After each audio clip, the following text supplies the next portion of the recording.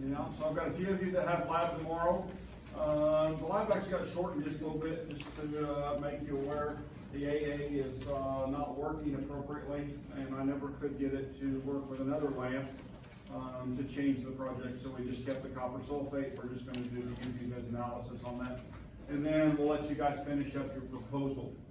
Housekeeping wise, the proposal is going to be due in lab with the lab handout from this week, the first of lab next week, right? So don't forget that anytime you finish a lab, then you have 1 week to complete it, and it will be due as you come into lab the following week. And so that proposal will be due at the same time, and while you guys are doing lab next week, then I will sit down and read those. And if I find it acceptable, I will accept that. If I don't, then I will make comments on how I would like for you to rewrite that. Does that make sense? And so to make changes to get it approved. And so that's a process which I want you guys to realize that this is a project we're doing together, right? I'm your research advisor in this situation, and I'm working with you to make this the best project we can make it, right? You guys with me? I know we're a little bit limited. I had a student ask me this morning about her project and what can really be done. Most of us can't travel off of campus right now, right?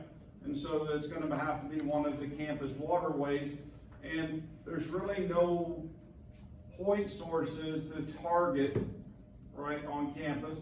There is a stream over by the dairy stream, and it normally has higher phosphate levels than anywhere else on campus. We've been testing this for a long time, and it consistently is that way. It starts at the highway near the new gate, the exit gate. Don't try to come in that gate, right? But it starts there, and it comes down the hill past the dairy, and then confluences with the Lake Honor stream, right? And then goes on down into Taticomo. So you could sample that and sample above that and below that on Lake Honor, and that would be a nice change, for example. Does that make sense? Yeah. So that's one of the few on campus that we have. We're just a little bit limited, and I realize that. So when you're writing that, we're not solving world problems, right? The system is not eutrophic, right? Well, maybe the dairy stream is. How would you be able to tell? High nutrients and lots of aquatic growth, right? And so, although it is winter time, and so does that diminish the growth sometimes? Yeah, because water temperatures are very cold. So anyway, just throwing all those things out there to think about. And so that project is going to be due when? The proposal next week in lab, beginning lab. Okay? So if you guys haven't finished that, get together with your group and finish it up. For those who have lab tomorrow, that's a great opportunity to finish that and have it ready to turn in. Cool? Can you ask advice from me? Yeah, I'm your research advisor. So, yeah, you can ask questions, and I will help you to do that.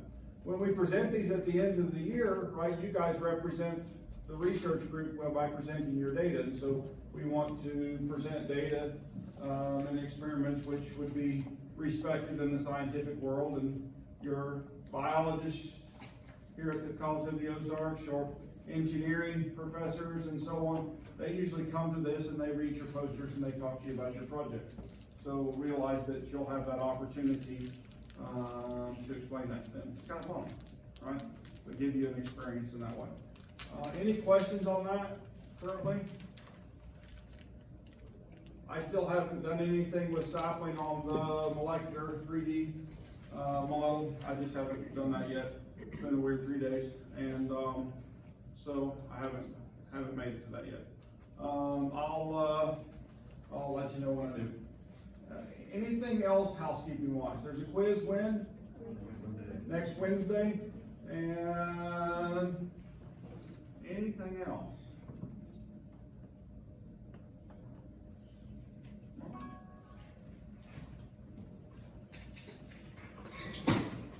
What type of gases have we been talking about? Ideal gases. So real gases, do they behave ideally?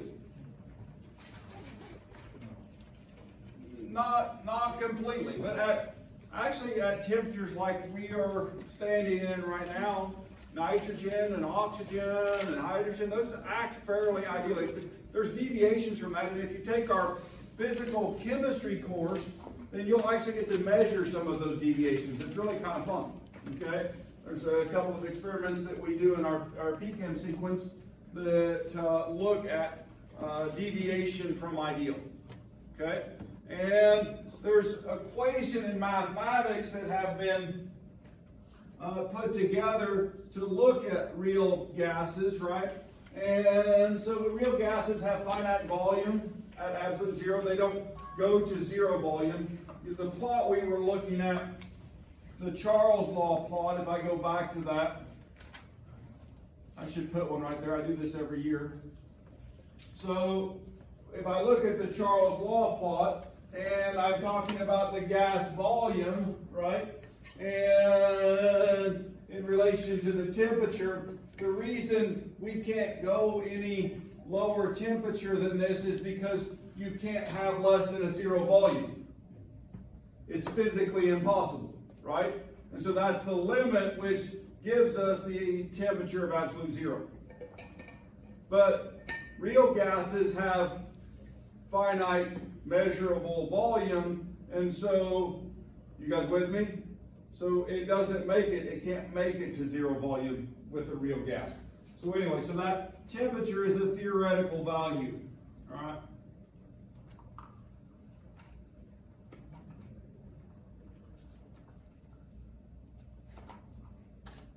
So much good information right here. All right, and so, in fact, real gases actually liquefy before getting to absolute zero because there's attractive forces between them. Okay?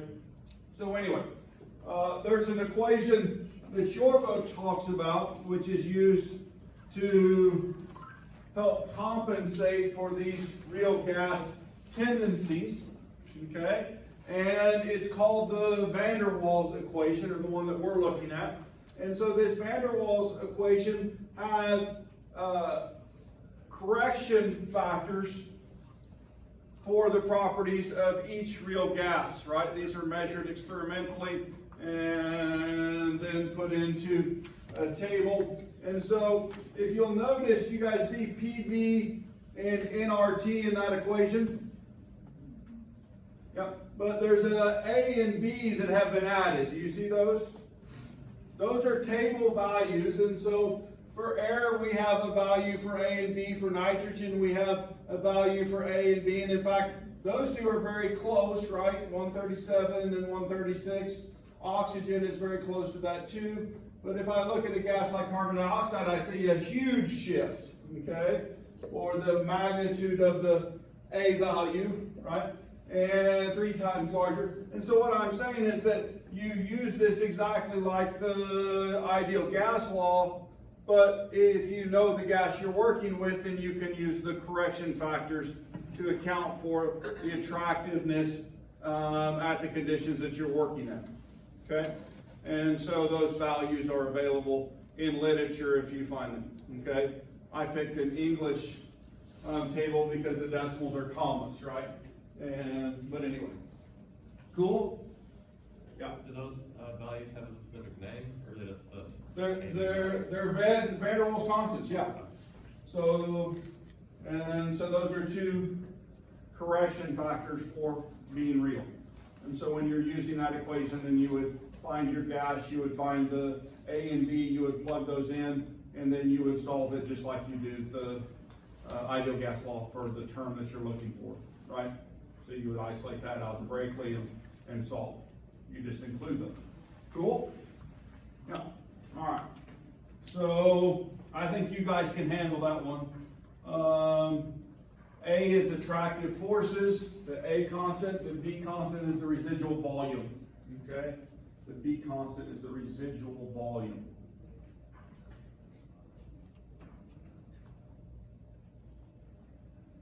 So when did you use the van der Waals equation? For real gases, right? And so this is just a plot. It's showing pressure and volume observed divided by volume ideal. So what this is showing is that when I have low pressure, right, real gases act very ideal. You guys with me? But when I start increasing the pressure at constant temperature, right, then gases deviate from the ideal. Okay? So the ideal would go straight across. You guys see the dark blue line? It's actually not, the purple one is very top, but there's a straight line that's dark blue. Now you guys see that? That's the ideal. You notice it just runs flat across the screen, right? And so right there, that line, that's the ideal line. Now what's interesting is hydrogen deviates in a different direction. I believe that helium behaves the same pattern as the hydrogen. Okay? And so, but everything else deviates in this direction. And the stickier we get, we have a tendency to move down in terms of that. So someone's taken the time to do all of these experiments to show those deviations from ideal. But our deviations get much larger at higher pressures, right? Why? When I have higher pressures, I have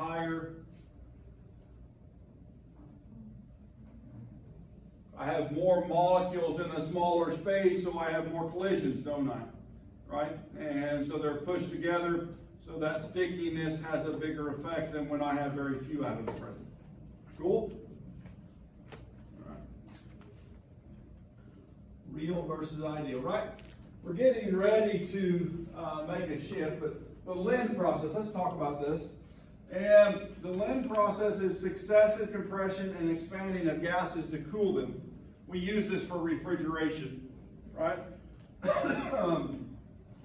And if repeated, you actually will ultimately liquefy the gas, okay?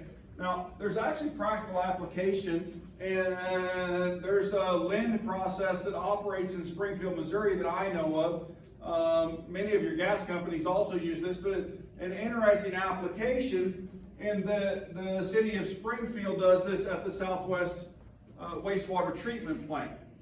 And so what they do is they take air, they compress and expand it until they cool it to liquefaction, and then they distill the air for pure oxygen. Okay? And they take that pure oxygen and then they run that through electrostatic reactors, and lightning is what it looks like on the inside of the old ones. Now, they haven't let me go in to see the new ones. But they're making ozone. Okay? The reason they're making ozone is they use that to purify the water instead of chlorine. And so they inject it into the clean wastewater as the final treatment process to kill all the viruses and bacteria that might have made it through the process. Cool? Yeah. So they use that in that case, but you can use that to, wait a minute, distill. What is it to distill? Have I talked about that in here much?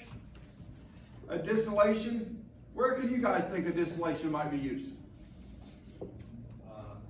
Alcohol. Alcohol. So, I mean, you hear about that a lot. Distilleries, right? They make a mash and of corn, and they put in yeast. The yeasts undergo metabolism, and one of the byproducts they produce is ethanol. And so that ethanol then is, they take the mash after the yeast is ate on it a while, and they heat it, and it fractionally distills at a temperature the alcohol. Okay? And so what it does is it makes the alcohol at higher concentration. This is used all through chemistry. It's not just for alcohol, right? We use stills in our department to do all kinds of separations. And we actually have space age looking, they call them rotary evaporators, okay?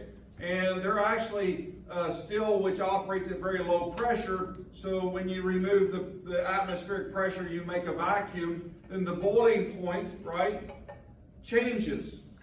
And so we can boil things at very low temperatures.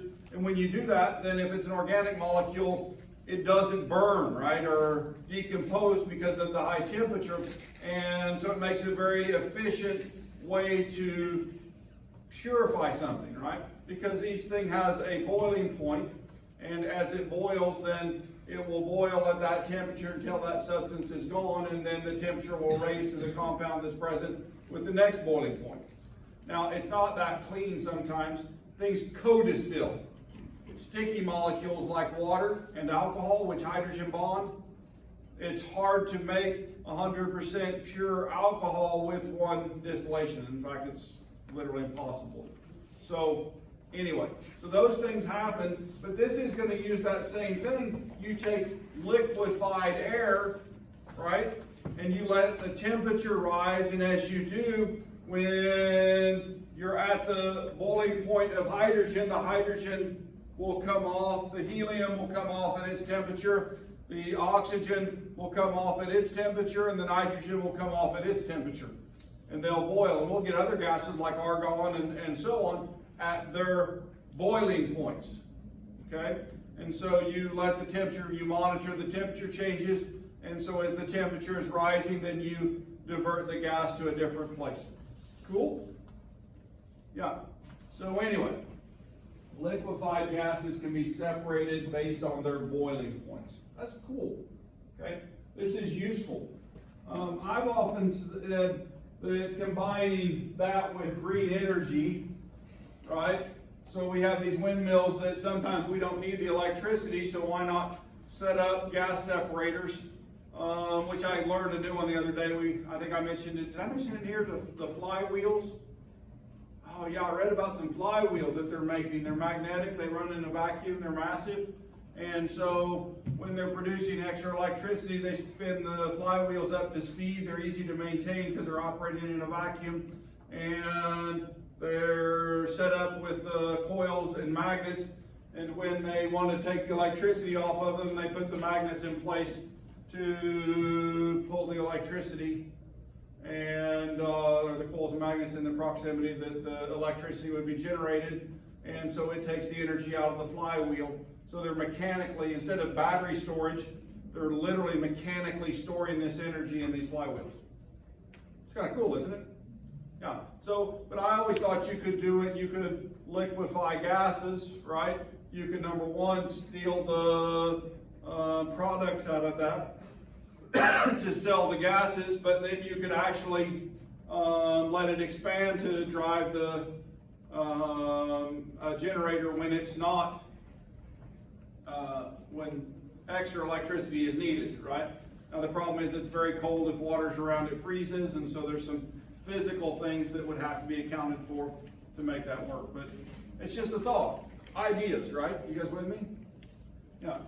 So anyway, this chapter shifts gears right here. Okay, this shifts into something that I like to talk about this in our world and where we're at today, and it's air pollution. Okay, do we have air pollution? Does anybody in the mornings as they get up and get about ever notice, like here in Branson, it's very obvious, especially in the valley north of Branson on the way to the high school. Okay, and you can look across that and you can see a red haze, brown haze. You ever noticed that? Those are actually chemicals in the atmosphere. You don't have color in the atmosphere without chemicals being present. You guys with me? And in fact, I may ruin your lives forever. You know those gorgeous sunsets with all those multiple colors? Pollution. Those are molecules in the atmosphere other than our primaries, which are nitrogen and oxygen. Okay? The best sunsets for the Ozarks come when California is on fire.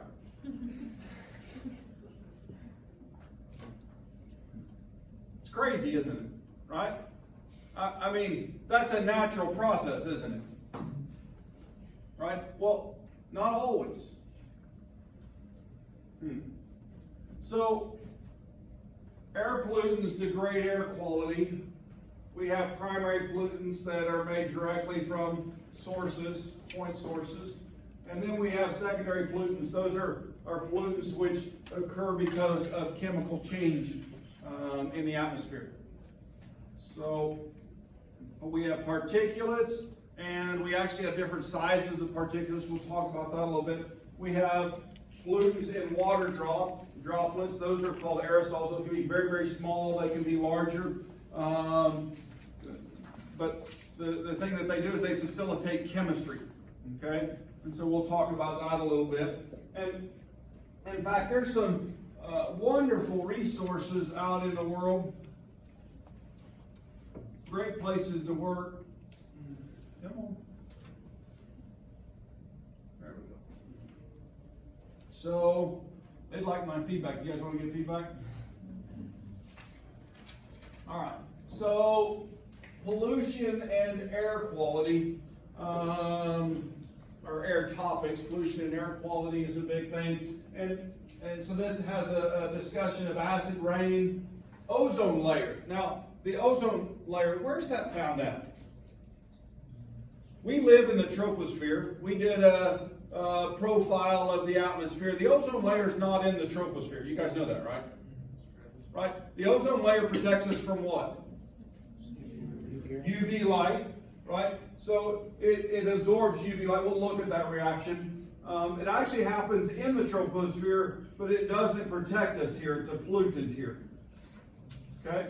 So when ozone forms in the troposphere, it's very, very bad. Right? Because ozone, wait a minute, what does the city of Springfield use ozone to do? Purify water. Purify water. And so to purify water from living things, what does it do to those living things? Kills them. It kills them. So when you breathe in ozone, what does it do to your alveoli in your lungs? It kills them. That's a bad thing, right? It literally is. And so when we're talking about these things, and well, ozone protection layer, the ozone layer up there is important in the stratosphere. The one down here, when we have it down here, is bad. Okay? And so being educated, you're able to identify those types of things, right? And so transportation and emissions and climate and change visibility. But I want to look over here on the right side.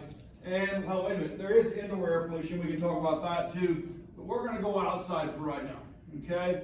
And we're going to talk about ground level ozone, particulate matter, carbon monoxide, lead, sulfur dioxide, nitrogen dioxide, and all of those are pollutants, okay? So they reside in our atmosphere. And when I have ground level ozone, one way I can get it is from lightning strikes. That's a natural source, okay? But I can get it through photochemical process also. And that's from the photochemical smog that we produce from combustion of fossil fuels. Now, literally it happens. Now, we work very hard to clean our emissions, but it would be a lot better, our atmosphere would be a lot cleaner if we did what? We didn't produce them at all, right? So that's what I'm encouraging you. I saw GM this last week has committed to go all electric by 2035. So they believe there's an issue too, don't they? I think that message was delivered at a very political time, and so they were trying to give their support to that. Right? You guys understand what I'm saying? So, are there politics involved in this? Yeah. I'd like to make some arguments talking about this and let you guys bounce this off of each other and myself. So, anyway, so think about those kinds of things. So, if you would like to read more about the things that we're going to do a brief overview of here in class, then this is a great resource. Okay, if you're interested in this type of stuff and this type of chemistry, there's some great careers here from both the industry side and management of regulation and those types of things to make sure that you meet that, to on the other side of that, the actual monitoring and study of these processes. Does that make sense? So there's a whole bunch of places you can go in terms of opportunities. And we need bright minds here. All right. So air pollutants degrade air quality, and there's primary and secondary pollution, there's particulates, there's aerosols, and there's a number of other things that we look at. So if this is a drawing of aerosol, and this is kind of small, I apologize, so it's kind of hard to see, but what we're showing is that inside that aerosol, there are a number of different elements that could be present, okay? And so a number of metals, and so they're introduced by, well, mining activities, combustion activities, those types of things. That's how they get into the atmosphere. Once they get there, they find a home inside of an aerosol, and in that, then they can do chemistry in there. Now, there's actually, when we have water present and we get certain things like nitrogen oxides and sulfur oxides, when they move into that water molecule, then what happens is they chemically change and they go from what they exist in the atmosphere as into, for example, nitrate, which is half of nitric acid, okay? And under these conditions, then we get this thing called acid rain forming, all right? We do the same thing with sulfur oxides, and we form sulfate and sulfite, and in that process, then we end up with sulfuric acid in the atmosphere. And that has been so significant that acid rain has been measured as acidic. I think the record was in Wheeling, West Virginia, at 1.5 pH.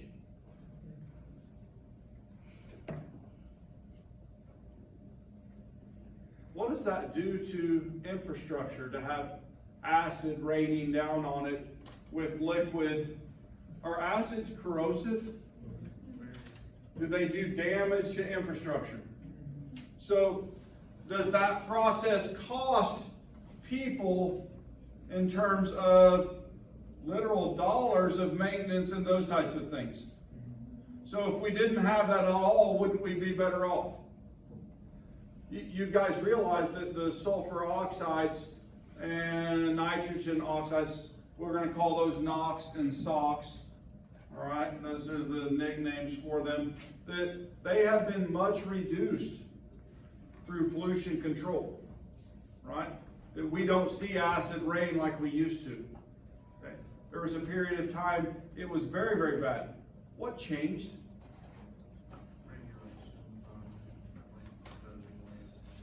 Regulations, because the cost was so high from what was happening. You guys with me? And so these molecules get into the atmosphere and they convert to something else and they become very damaging. All right? Smog. All right? I always think of the dragon in Lord of the Rings. I can't help myself, I do. I think there's a connection, pollution, right? Fire and all that. Yeah, that's how I got named. So smog is a poisonous mixture of smoke, fog, air, and other chemicals. All right? There are two types. There's a reducing smog, which is made from coal and oil, and it's heavy in sulfur dioxides. And then there's the photochemical smog, which is oxidizing. Okay? And light initiates chemical reactions, and we're going to look at both of those a little bit. Okay? So both are bad, and we don't want those.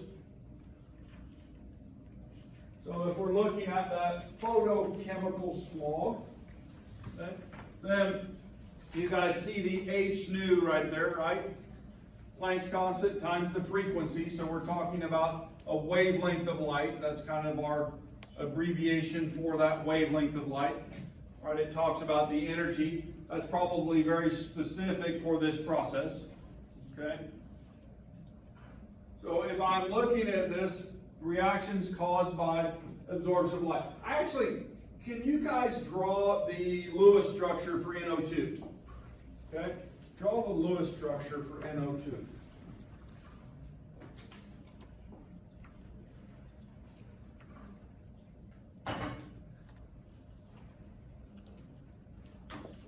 What's the middle atom? Nitrogen. How many electrons in the system? 17.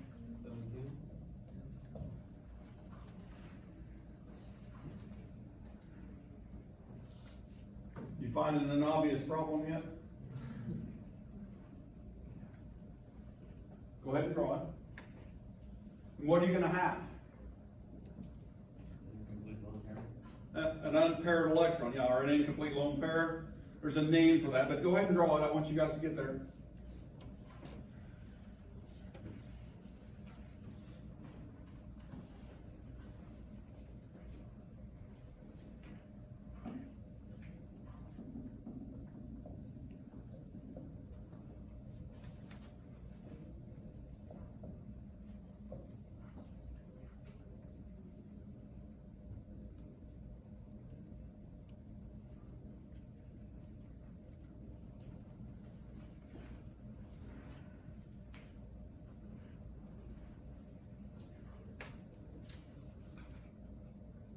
Now, I'm going to ask a simple question. Do electrons like to be unpaired? No. And so when I have a molecule, this is a real molecule, it exists, with an unpaired electron, it has a name, it is called a radical. Okay. And what do we know? I mean, when you think of the word radical, what do you think of? Volatile. Volatile. Antifa? Political joke.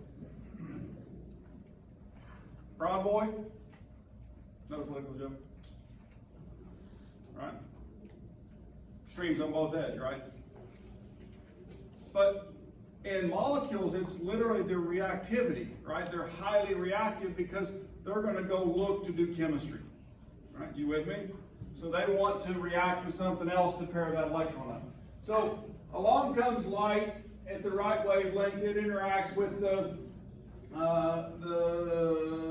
NO2, and we have put an X by that to show that it's in an excited state. Very often they use an asterisk to show that, okay? We have an X to show that it's in an excited state. And so when it's in an excited state and more photons come along, then there's actually enough energy to knock off one of the oxygens. Now, that means I have what's called nascent oxygen, and nascent oxygen has 6 electrons in its valence shell. And how many electrons would that oxygen like to have in its valence shell? 8. So it's going to go attack something to get those additional electrons. Now, they also still have NO radical, which is going to go react with something too. Okay, so now we're doing chemistry, right? And so when we do that, if I have an O2, well, it can actually also make nascent oxygen and that type of reaction. But if a nascent oxygen comes along and finds an O2, then it makes O3, which is ozone. Okay, and so this is tropospheric ozone that can be made in this process. Now, wait a minute. What did I say about tropospheric ozone?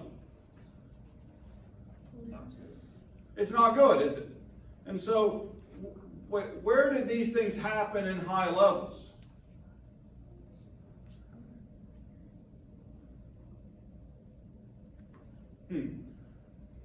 There's some interesting things that occur in the world, and there are things called topographical features, right? And they happen, well, if we're on the west coast, does that mean I need to put the mountains here? This is the ocean, because the ocean's on the right side? I'm not sure. I'm just looking at the map, right? And then there's a big valley, and then there's another set of mountains, right? You guys with me?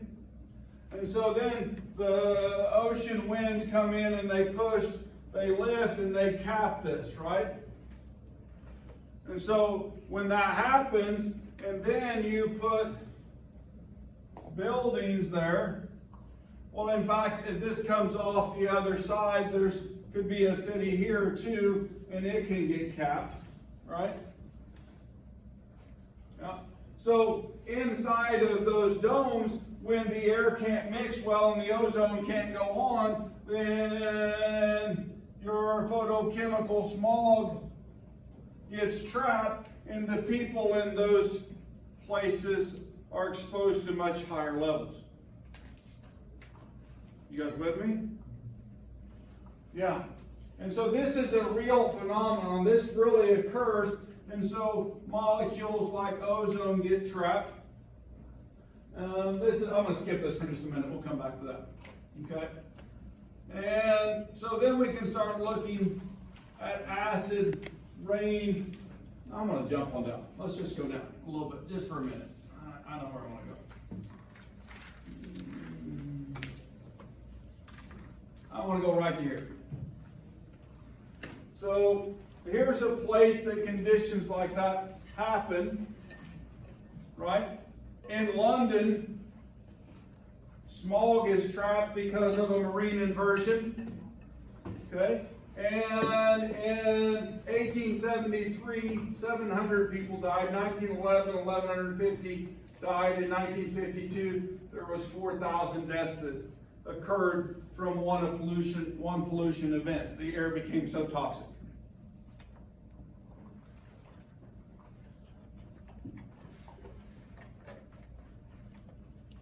That's a lot of deaths, right? So one of the first Clean Air Acts was passed by England, right, in response to that, and in 1956. What did the people on the British Isles heat with before? Coal and peat, right? They literally had boilers that they would heat water to run through radiators, and they were in every home, and they would had coal chutes. They would come down the street and deliver that, and they would burn that for their energy. There was no cleanup of the emissions, and so those emissions formed reducing smog and killed that many people. So they changed that, right, to save people's lives. So regulations may stink, but now, were there other times that probably less people than that died where it was almost as bad? Yeah. And so gosh, guys, I know that fossil fuels brought us to where we're at today. Okay? And it's an amazing place where we have technology, we have an understanding of the science, and we can look at these things and we can be very pragmatic about it. And is it time to move on from a dirty fuel source to something more modern? I keep making this argument, don't I? So if you hang out with me a lot, you know that I believe this. Do I believe it needs to happen overnight? No. I think it's a shift. I think that GM, by coming out and saying by 2035, we're going to be electric. Now, does that solve all the problems that GM is going electric? Not anywhere near. But is it a piece of it? Yes. Now, the other side of that is that we need to produce the electricity by what? A green method. You guys with me? If we're still using coal to produce the electricity, then we haven't solved the problem. Okay, you understand that. Now, I will say the electric cars, right, if you do a conversion to show their efficiency, what's the best gas burning car efficiency, miles per gallon? Like 40, maybe? 40. If you go to a hybrid, which is using electricity, which is more efficient, you can get over 50, right? We were looking at Priuses and talking about them in the office. Is it right? in the 30s? probably about 30s, maybe 40 miles per gallon on a pure fossil fuel burner, right? A Prius, which uses a combination of electric and gas, you get over 50 on hybrids. Now, large hybrids don't do that well, right? Larger sedans and stuff, they're in the 35 to 40 as a hybrid, something like that, right? Priuses get like 55, and I think Toyota light cars get like 40 in like fossil fuels. Yeah, so somewhere in that range, just to give you estimates. What's for example, the Chevy Volt, what's its conversion to that? Anybody know? It's a little over 100 miles per gallon. So it's more efficient too. You guys with me? Yeah. Well, what's the problem though with electrics? There are a couple, yeah. Well, the battery dies and they take a long time to charge. They take a long time to charge. That's the biggest one, yeah? The battery materials are made of lithium, which is not easy to come by. Right, and so the batteries are very expensive, right? So we need to work on, hey, this is a future for one of you entrepreneurial people out there. If we really do go in this battery direction, right? What about the recycling industry of the lithium? To make new batteries out of recycled lithium, just like they do new batteries out of lead today. Might be a nice industry to be in, right? Especially if we go that way, yeah. I was also gonna say, like, and with the lithium mining, it's typically in other countries where they don't have the same regulations as we do, so the pollution is much, much worse. So even the mining process is dirty, any mining process is dirty. And so there are trade-offs, right? And so we have to consider that, yeah. Also, the electricity does, like I said, it comes from, like I said, coal plants, is mostly where it comes from. So you gotta find a better way to produce electricity. Well, It's not a lot. And are we working on that in the US? Are we working on that all around the world? Yeah, there are more windmills now than there ever have been in history. You guys know that, right? That even from the days when we used wind to power ships and those types of things. Isn't like half of Spain powered by windmills because they've got that huge coastal region? I don't know that. I'd have to look at those numbers. We could find that in the CIA fact book, right? It would be there. So, generation from green. There are a number of countries that are moving that way that are powering more and more. There are disadvantages of that too. We were talking about flywheels a little while ago versus big batteries, which are expensive. And battery farms are being used in some places though to subsidize for those peak loads. I don't think that's the complete solution. So we're still looking for those solutions, but we human beings are pretty good at making those changes. The thing is you can't be afraid to change, right? If there is a better way to do it, then we should head that way. Now, some people say that the fossil fuel industry, what about all those jobs that are lost? You're gonna make new jobs with new energy sources. You're gonna make new jobs with new energy sources, right? And so there'll still be jobs, but instead of working in a dirty coal mine, right? Or they pit mine anymore, almost all of them are actually big strip mines. And so you can do that job, or you could work on energy storage devices, right? Or windmills, those types of things, solar farms. And so those jobs will come in and be there for everyone, right? If we all shingle manufacturers make their shingles solar panels, then that will be a whole adjustment in that manufacturing process. And so those things will come about. That's the way we've always done it, right? You guys know that wooden plows were pretty popular up till we could do steel manufacturing. And then some steel plows were thrown away because they just quit working. They got rusty. And there wasn't enough rock in the soil in Iowa to take off the rust layer. They figured out they could grease them or paint them. That's what we used to do. We got done plowing, you'd pull the back plows up to the farm shop, grab a paint gun, and you'd find an old can of automotive paint and spray the plow. So when you dropped it in the ground the next year, then it would be plowing smooth right from the start. That even was nice in the state of Missouri, where it's more rock than it is dirt. Okay? So there's better ways to do things, right? And instead of a pair of horses or oxen, we now have tractors, right? And are the tractors even better today than when I was farming? I've got video of my sister sitting there playing on her phone, right, while the tractor drives itself. What is that, right? Drives by itself. They just have to ride along to make sure nothing goes wrong. That's crazy, okay? So anyway, things change, right? And regulations are passed, okay? So, do we have that problem here in the United States? Anybody figure out which two cities I've drawn there? New York and LA. LA, definitely, not New York. San Francisco. Nope. This is LA. That's the valley, right? Just heard valley talk, right? Denver. Denver, there in the clean, crisp mountains, has huge pollution problems, whether you know that or not.